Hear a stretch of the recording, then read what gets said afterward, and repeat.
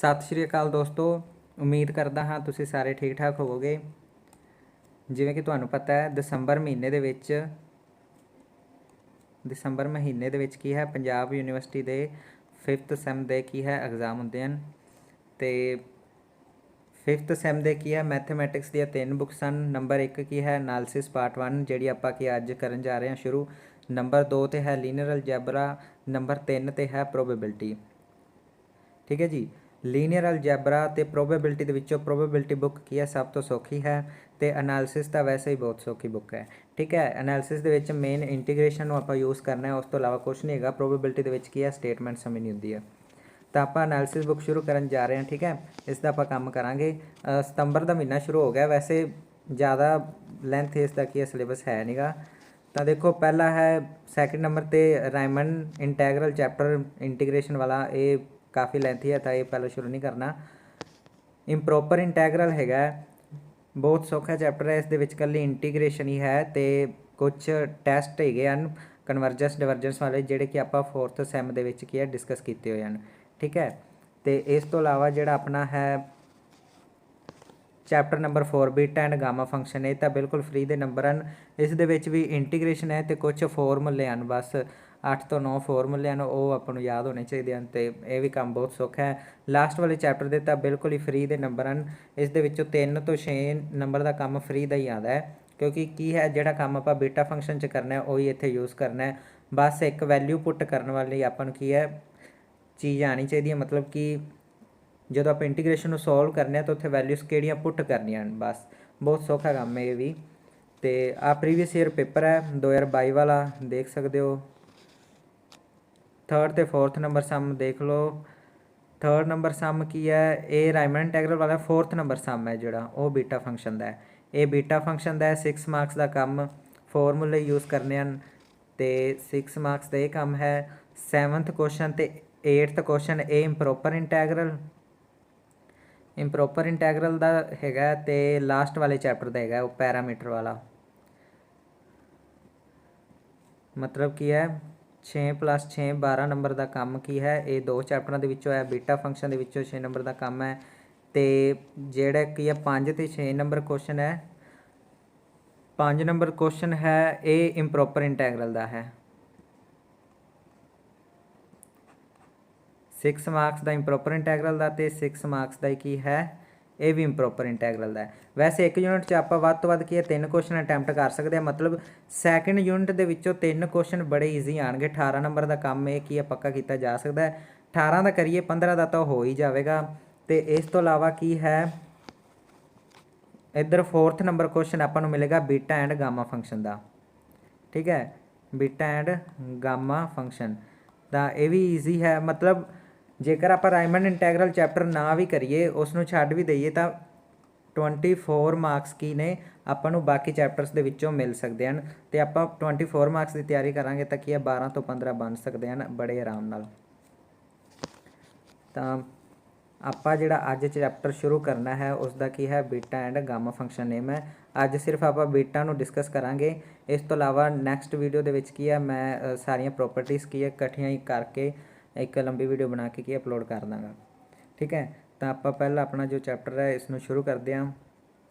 तो देखो beta function, पहला बीटा फंक्शन है कि बीटा फंक्शन नूं इस तरह लिखते आप, एक मिनट,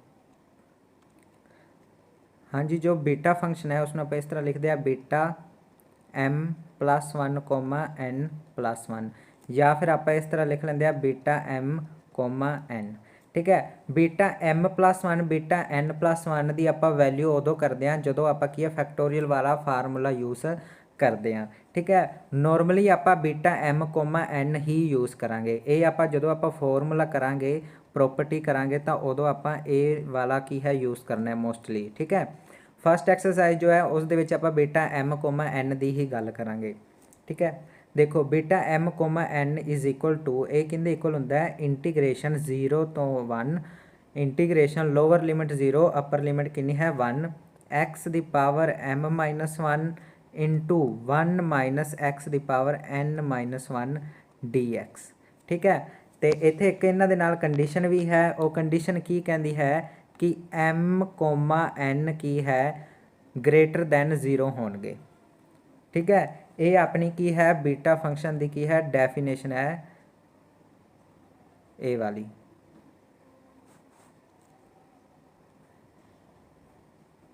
ये बीटा फंक्शन की डेफिनेशन है।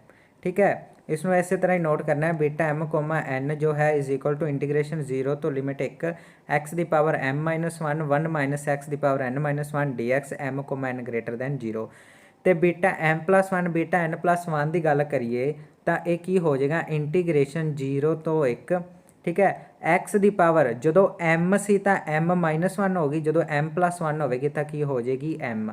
ठीक है, जो m सी तो विचों एक घटा रहे सी, जो m+1 ने विचों एक घटावांगे m+1 -1 यानी कि कितना रह जाएगा m। तो एक्स की पावर m 1 माइनस एक्स की पावर n-1 की जगह की हो जाएगी n dx। ठीक है, बट तुसी की है ये वाली इंपोर्टेंट जो प्रॉपर्टी है इसनों याद रखना है, इसका यूज़ आप फॉर्मूले वेले करांगे, बट पहला तुहानू दस दिता है। ठीक है, बाद विच कन्फ्यूज़ नहीं होना कि m+1 क्यों आया m ते n की जगह ते। तो ये डेफिनेशन है beta m comma n is equal to integration limit 0 तो 1 एक्स की पावर m-1 1 माइनस एक्स की पावर n-1 dx। m ते n 0 तो वड्डे होने चाहिए हैं।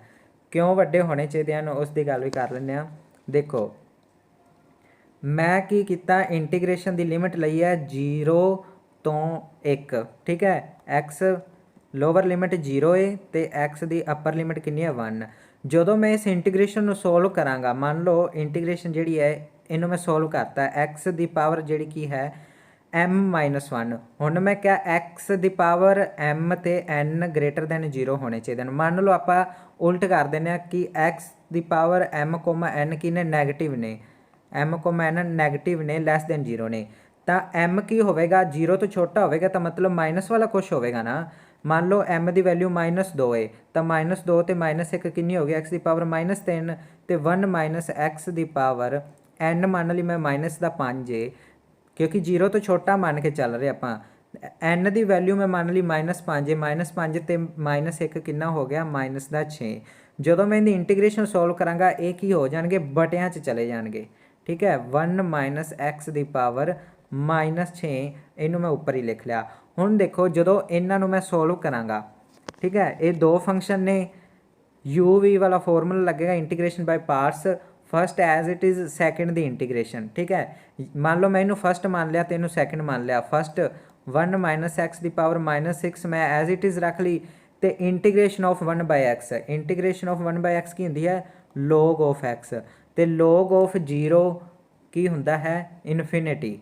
ठीक है, तो आंसर अपना की बन जाएगा इनफिनिटी। इस करके m कोमा n की है ग्रेटर दैन 0 होने चाहिए हैं। ये बिल्कुल बेसिक जी गल सी, कुछ इस दे विच की है खास नहीं है सी, इसलिए सिर्फ तुहानू दस्सण लई की है सोल्व किया है। तुसीं की है डेफिनेशन सिर्फ ए वाली ही की है याद रखनी है, बीटा m कोमा n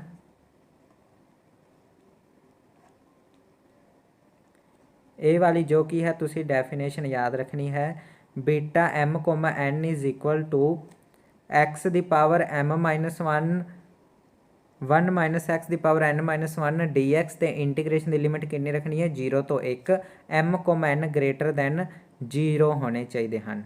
ठीक है, ये चीज़ तुसी याद रखनी है। तो पेपर दे विच तुहानू m comma n greater than 0 लिखण की दस्सण की कोई जरूरत नहीं, तुसी सिर्फ इस फॉर्मूले नू यूज़ करना है। ये बेसिक तुहानू गल दसी है, मान लो कदे तुहानू पावर उस तरह की आ जान तो आंसर अपना इनफिनिटी बनेगा। ठीक है, तो ये सीगा बीटा फंक्शन। हुण बीटा फंक्शन के रिलेटेड आप एक क्वेश्चन देख लेंदे आ। ये प्रिसाइज दी बुक दी की है एक्सरसाइज 4A है, उस दे विच तुहानू की क्वेश्चन मिल जाएगा। देखो उन्होंने की कि आपां नू express integral as beta function and hence evaluate, मतलब इनू आप बीटा फंक्शन च चेंज करना है तो फिर की है इसकी आप की है वैल्यू फाइंड करनी है। ठीक है, 4A का सम है।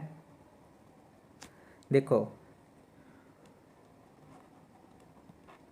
उन्हें अपन इंटैगरल जोड़ा की है सम दे विच की मिलिया होया है इंटीग्रेशन 0 तो 1 एक्स की पावर 5 1 माइनस एक्स का क्यूब दी होल पावर क्यूब dx।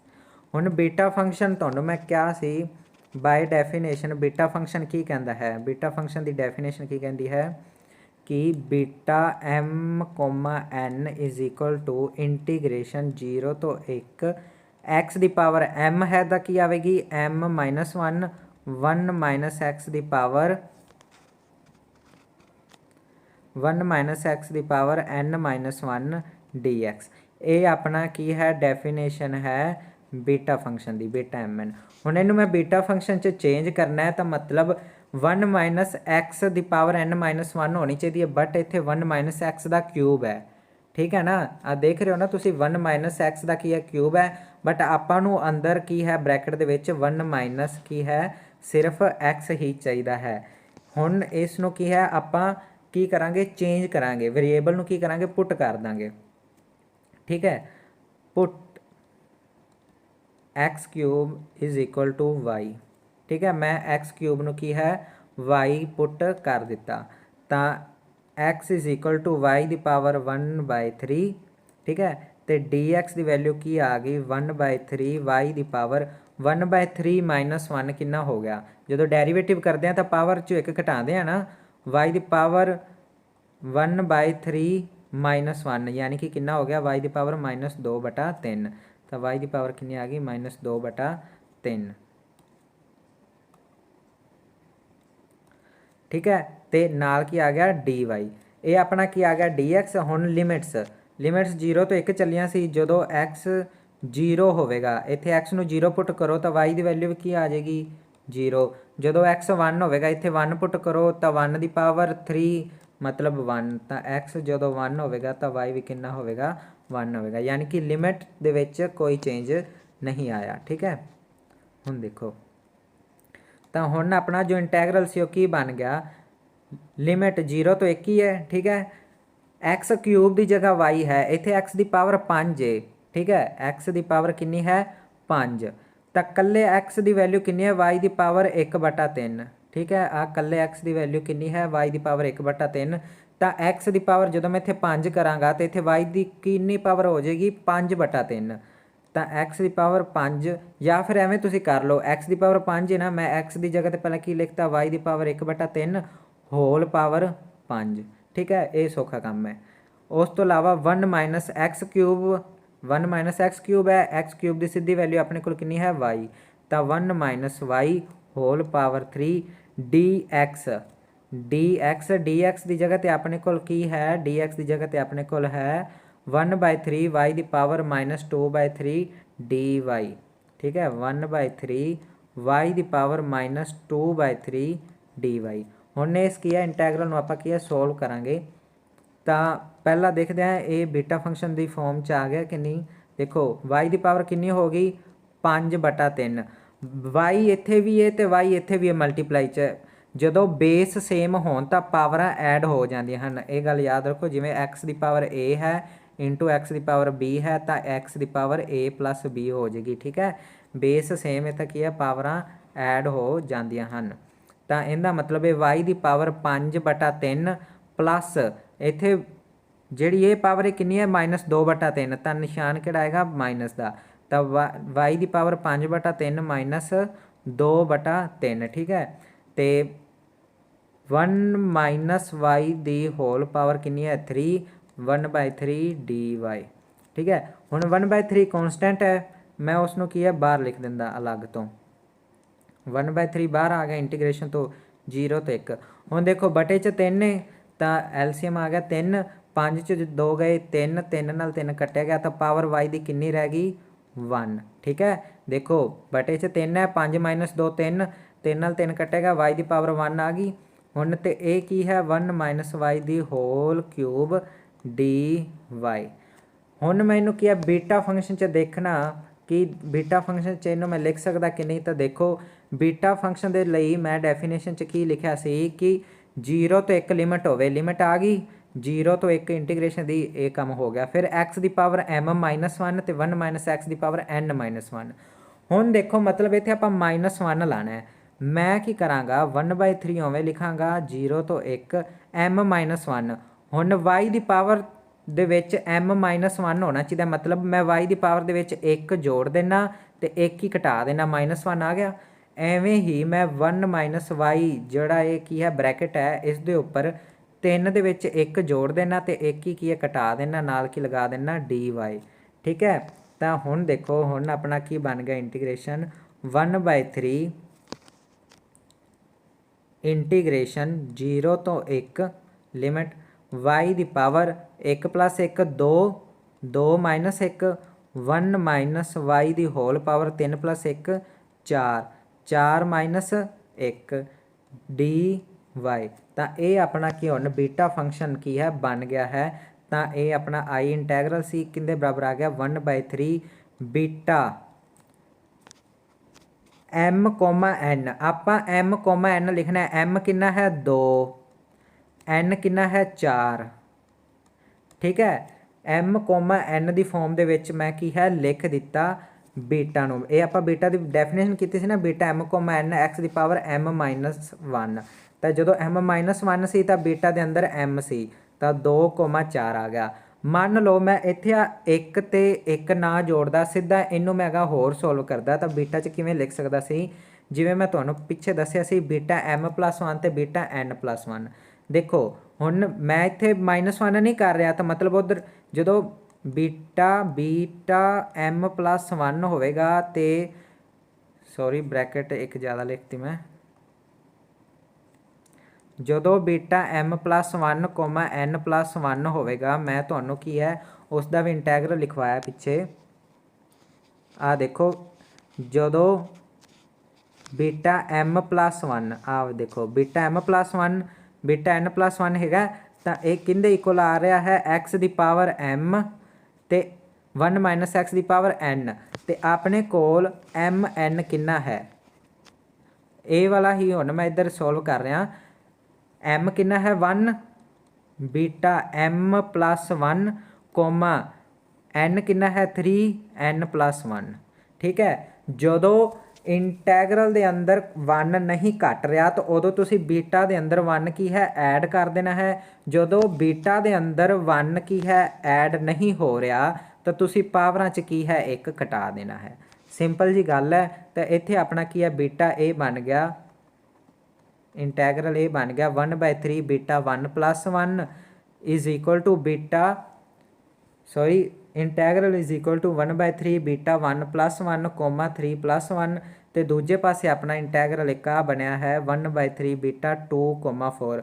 ਹੁਣ ਇੱਕ ਗੱਲ ਤੁਸੀਂ ਸਿੰਪਲੀ ਦੇਖ ਰਹੇ ਹੋਵੋਗੇ, ਬੀਟਾ 1+1 2 ਹੀ ਤਾਂ ਹੁੰਦਾ ਹੈ, ਬੀਟਾ 3+1 4 ਹੀ ਤਾਂ ਹੁੰਦਾ ਹੈ। ਠੀਕ ਹੈ, ਸਿੰਪਲ ਜੀ ਗੱਲ ਹੈ, ਸੇਮ ਹੀ ਆਇਆ, ਬਟ ਫਰਕ ਕੀ ਹੈ ਇੱਥੇ ਆਪਾਂ ਕੀ ਹੈ ਪਾਵਰਾਂ 'ਚ ਕੁਛ ਮਾਈਨਸ ਨਹੀਂ ਕੀਤਾ ਤਾਂ ਸਿੱਧਾ ਬੀਟਾ ਲਿਖਤਾ। ਇੱਥੇ ਆਪਾਂ ਕੀ ਹੈ ਪਹਿਲਾਂ ਪਾਵਰਾਂ 'ਚ -1 ਲਾਇਆ, m-1 n-1 ਲਾਇਆ ਤੇ ਫਿਰ ਬੀਟਾ ਬਣਾਇਆ। ਠੀਕ ਹੈ, ਤਾਂ ਦੇਖੋ ਮੈਂ ਇੱਥੇ ਕੀ ਹੈ ਆਨਸਰ ਵੀ ਲਿਆ ਬੁੱਕ ਤੋਂ, ਕਿੰਨਾ ਆਇਆ 1/3 ਬੀਟਾ 1+1 ਤੇ 3+1। ਠੀਕ ਹੈ, ਤਾਂ ਦੇਖ ਲਓ ਬੀਟਾ 1+1 ਵੀ ਲਿਖ ਲਿਆ ਆਪਾਂ, 3+1 ਵੀ ਲਿਖ ਰਿਹਾ ਤੇ ਦੂਜੇ ਤਰੀਕੇ ਨਾਲ ਵੀ ਆਪਾਂ ਬੀਟਾ 2, 4 ਵੀ ਲਿਖ ਲਿਆ। ਤੁਹਾਡੀ ਮਰਜ਼ੀ, ਜਿਵੇਂ ਮਰਜ਼ੀ ਸੋਲਵ ਕਰ ਲੈਣਾ। ਹੁਣ ਆਪਾਂ ਨੂੰ ਕੀ ਕਿਹਾ ਗਿਆ ਸੀ ਸਟੇਟਮੈਂਟ 'ਚ ਕਿ ਇਹਨੂੰ ਬੀਟਾ ਦੀ ਫਾਰਮ 'ਚ ਲਿਖੋ ਤੇ ਨਾਲ ਕੀ ਕਰੋ ਇਵੈਲੂਏਟ ਕਰੋ। ਹੁਣ ਆਪਾਂ ਇਹਨੂੰ ਇਵੈਲੂਏਟ ਕਰਦੇ ਹਾਂ। ਦੇਖੋ ਵੈਸੇ ਤਾਂ ਇੰਟੀਗ੍ਰੇਸ਼ਨ ਨੂੰ ਸੋਲਵ ਕਰਕੇ ਵੀ ਕੀ ਹੈ ਆਪਾਂ ਸੋਲਵ ਕਰ ਸਕਦੇ ਹਾਂ ਇਹ ਬੀਟੇ ਵਾਲਾ ਫੰਕਸ਼ਨ, ਬਟ ਤੁਸੀਂ ਕੀ ਕਰਨਾ ਹੈ ਕੁਐਸਚਨ ਕਦੇ ਵੀ ਇੱਦਾਂ ਦਾ ਨਹੀਂ ਆਵੇਗਾ ਕਿ ਤੁਸੀਂ ਇੰਟੀਗ੍ਰੇਸ਼ਨ ਨੂੰ ਸੋਲਵ ਕਰੋ। ਇਹਦੀ ਇੱਕ ਪ੍ਰੋਪਰਟੀ ਹੈ, ਮੈਂ ਪ੍ਰੋਪਰਟੀ ਤੁਹਾਨੂੰ ਲਿਖਵਾ ਦਿੰਦਾ। ਹਾਂਜੀ, ਤਾਂ ਆਪਣਾ ਇਹ ਵਾਲਾ ਇੰਟੈਗਰਲ ਆ ਗਿਆ 1/3 ਬੀਟਾ 2, 4। ਹੁਣ ਇਹਨੂੰ ਆਪਾਂ ਕੀ ਹੈ ਇਵੈਲੂਏਟ ਕਰਨਾ ਹੈ। ਤਾਂ ਇਵੈਲੂਏਟ ਦੇ ਲਈ ਮੈਂ ਤੁਹਾਨੂੰ ਕੀ ਹੈ ਫਾਰਮੂਲਾ ਲਿਖਵਾ ਦਿੰਦਾ, ਪ੍ਰੋਪਰਟੀ ਹੈ ਐਕਚੁਅਲੀ। ਪ੍ਰੋਪਰਟੀ ਕੀ ਕਹਿੰਦੀ ਹੈ ਬੀਟਾ m, n is equal to factorial m-1 into factorial n-1 by m+n-1 the factorial. ਠੀਕ ਹੈ, ਇਹ ਕੀ ਹੈ ਆਪਣੀ ਇੱਕ ਕੀ ਹੈ ਪ੍ਰੋਪਰਟੀ ਹੈ। ਠੀਕ ਹੈ, ਤੇ ਇਸ ਨੂੰ ਕੀ ਆਪਾਂ ਨੈਕਸਟ ਲੈਕਚਰ 2 ਦੇ ਵਿੱਚ ਕੀ ਹੈ ਡਿਸਕਸ ਕਰਾਂਗੇ, ਸਾਰੇ ਆਪਾਂ ਪ੍ਰੂਫ ਵੀ ਕਰਾਂਗੇ ਪ੍ਰੋਪਰਟੀਆਂ ਦੇ। ਤਾਂ ਵੈਸੇ ਤੁਸੀਂ ਇਹਨੂੰ ਕੀ ਹੈ ਯਾਦ ਕਰ ਲਓ ਕਿਉਂਕਿ ਬੀਟਾ ਫੰਕਸ਼ਨ ਵੇਲੇ ਵੀ ਤੁਹਾਨੂੰ ਕੰਮ ਆਵੇਗੀ। ਤੇ ਪੈਰਾਮੀਟਰ ਵਾਲਾ ਚੈਪਟਰ ਕਰਾਂਗੇ, ਉੱਥੇ ਵੀ ਕਈ ਵਾਰ ਬੀਟਾ ਆ ਜਾਂਦਾ ਤਾਂ ਉੱਥੇ ਵੀ ਇਹ ਕੀ ਹੈ ਯੂਜ਼ ਹੋਵੇਗੀ। ਤੁਸੀਂ ਇਹਨੂੰ ਕੀ ਹੈ स्टार बना लो, लर्न कर लेना। ठीक है, तो हुण आपां इहनूं यूज़ करदे हां। इंटैगरल अपना की है 1/3 बीटा 2,4 2,4 यानी कि m अपना कितना है 2, n अपना कितना है 4। ठीक है, पहला फैक्टोरियल m-1 यानी कि फैक्टोरियल 2-1, फिर की है फैक्टोरियल n-1 यानी कि फैक्टोरियल 4-1 बटे दे विच फैक्टोरियल m+n यानी कि 2 + 4-1 is equal to 1/3 2-1 factorial 1 factorial 4-3 यानी कि फैक्टोरियल 3 बटे दे विच 4 + 2 6 -1 कितना रह गया 5 फैक्टोरियल 5। ठीक है, 4 + 2 6 6 - 1 5। ਹੁਣ ਇਹਨੂੰ ਆਪਾਂ ਅੱਗੇ ਸੋਲਵ ਕਰ ਲੈਂਦੇ ਆ। 1/3 ਫੈਕਟੋਰੀਅਲ 3 ਨੂੰ ਮੈਂ ਉੱਪਰ ਫੈਕਟੋਰੀਅਲ 3 ਐਜ਼ ਇਟ ਇਜ਼ ਲਿਖ ਲਿਆ। ਫੈਕਟੋਰੀਅਲ 1 1 ਹੀ ਹੁੰਦਾ। ਫੈਕਟੋਰੀਅਲ 5 ਨੂੰ ਮੈਂ ਖੋਲ ਦਿੱਤਾ 5 × 4 × ਫੈਕਟੋਰੀਅਲ 3 ਲਿਖਤਾ। ਠੀਕ ਹੈ, ਆਪਾਂ ਫੈਕਟੋਰੀਅਲ ਖੋਲ ਸਕਦੇ ਹਾਂ ਨਾ ਕਿਸੇ ਵੀ ਨੰਬਰ ਤੱਕ। ਕੀ ਹੈ ਘਟਾਉਂਦੇ ਜਾਣਾ, ਜਿਵੇਂ 5 ਸੀ ਤਾਂ 5 4 ਤੇ 3 ਤੇ ਮੈਂ ਕੀ ਹੈ ਫੈਕਟੋਰੀਅਲ ਰੋਕ ਦਿੱਤਾ। ਠੀਕ ਹੈ, ਇਹ ਫੈਕਟੋਰੀਅਲ 3 ਨਾਲ ਫੈਕਟੋਰੀਅਲ 3 ਕੱਟਿਆ ਗਿਆ, कितना बन गया 1/3 × 1/5 का 20। तो अपना जो है इंटैगरल का आंसर कितना आ गया जो आप इवैल्यूएट करांगे तो 20 या 60 i = 1/60 ये की है अपना आंसर है। ठीक है, तो तुसी देख लो जो इन सोल्व किया आप अपने को की है बुक वाला आंसर है। पहला आप फैक्टोरियल जो की है बीटा फंक्शन के विच की है इंटैगरल नूं चेंज किया सी तो उदों अपना की आंसर की बनया सी 1/3 बीटा 1 + 1, 3 + 1 यानी कि बीटा 2,4। ये वाला पार्ट सही हो गया। सैकेंड पार्ट उन्हें क्या सी वैल्यूएट करो तो वैल्यूएट का आंसर भी अपना की है 1/60 आ गया। तो इसका मतलब वो भी अपना आंसर सही है। ठीक है, उम्मीद करदा तुहानूं की है क्वेश्चन पसंद भी आया होगा तो समझ भी आया होगा बीटा फंक्शन वाला। ठीक है, ईजी सी, कोई टफ नहीं है। बेसिक ये चीज़ा क्लीयर हो गई तो अगे वाला तो वैसे भी काम सौखा है। ठीक है, तो ये अपना की सी एनालिसिस का जो की है चैप्टर जोड़ा बीटा फंक्शन वाला सी बीटा अज आप डिस्कस किया। कल आप प्रॉपर्टियां करांगे, परसों की आप मतलब अगले दिन आप की करांगे एक्सरसाइज ए कंप्लीट कर लाँगे, फिर एक्सरसाइज बी एक चैप्टर कंप्लीट हो जाएगा। तो इस दे विचों की है 6 ਤੋਂ 9 नंबर का काम की है आ सकता है 6 to 9 मार्क्स का। ठीक है, तो बाकी चैप्टरों के विचों तो वैसे ही आपको 18 का नंबर का काम मिलना ही मिलना है। तो जेकर आप 18 'चों 18 का भी कर दीए तो 1 यूनिट कंप्लीट अपना हो जाएगा। तो वीडियो पसंद आई हो तो लाइक करो, कमेंट करके जरूर दसना किवें लगी तुहानूं वीडियो। तो कोई कमी पेशी रही हो वो भी दस देना, आप कि कंप्लीट करांगे। तो जेकर वधिया लगेगा तुहानूं पसंद आएगा समझ आएगा, जेकर समझ आएगा तो आप की है डेली की क्वेश्चन लैके आवांगे, डेली क्वेश्चन कर ला करांगे, समझ ला करांगे, मैनू भी समझ लग जाए करेगी। ठीक है, thank you, okay, tata, bye bye. एक ना वीडियो अनलिस्टेड रहेगी, ये सिर्फ लिंक ते ही ओपन होएगी, लिंक तो बिना ओपन नहीं होएगी, ये पब्लिक नहीं होएगी। अगलियां वीडियोस की है मैं पब्लिक कर दांगे, पहली वीडियो से इस करके अनलिस्टेड रहेगी।